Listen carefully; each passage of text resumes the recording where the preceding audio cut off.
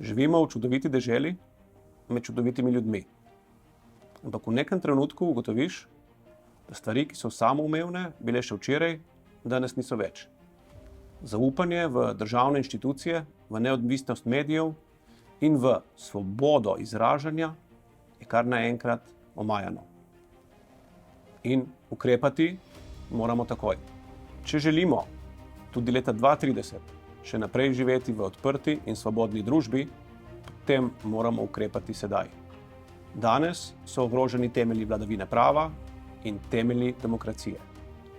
Samo mi, tiha večina, smo tisti, ki lahko Slovenijo spet vrnemo ljudem. In zato moramo ukrepati takoj. Zelene politike in podnebna akcija so nekaj, kar marsikdo od nas pozablja. Pa vendar moramo ukrepati takoj. Ne le zaradi podnebja in okolja, v katerem bodo živeli naši otroci, temveč tudi zato, ker bo od tega odvisna konkurenčnost našega gospodarstva. Vizija, kakšno Slovenijo si želimo v letu 2030, je v resnici enostavna. Želimo si vizijo, v kateri bo vsak naš državljan in državljanka imel dostop do svojega osebnega zdravnika. Želimo si vizijo, v kateri bo javno zdravstvo dostopno vsem, v kateri čakalne dobe ne bodo v škodo bolnikom. Želimo si tako vizijo, ki bo poskrbela tudi za najšibkejše in ki bo gradila na socialno pravični, hkrati tržno usmerjeni in uspešni ekonomiji. Želimo si vizijo, v kateri mladi ne bojo bežali v tujino, še več, ostali bomo privlačni za mlade iz drugih držav.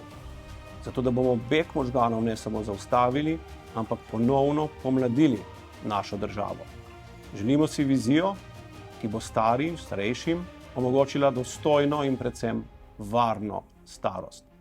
In omogočila tudi to, da kdor bo želel po svojih močeh še naprej prispevati k gradnji skupnosti, bo to lahko počel brez škode.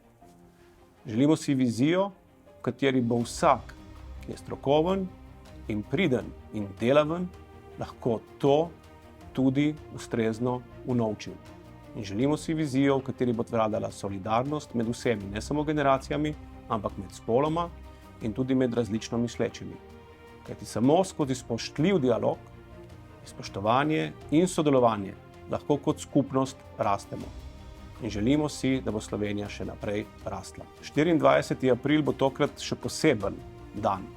To bo dan demokracije.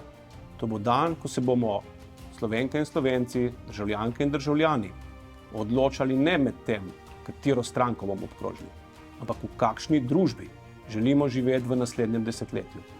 Odločali se bomo med odprto in svobodno družbo in pa avtokracijo. Sam sem prepričan, da vsi vemo, kaj si v resnici želimo.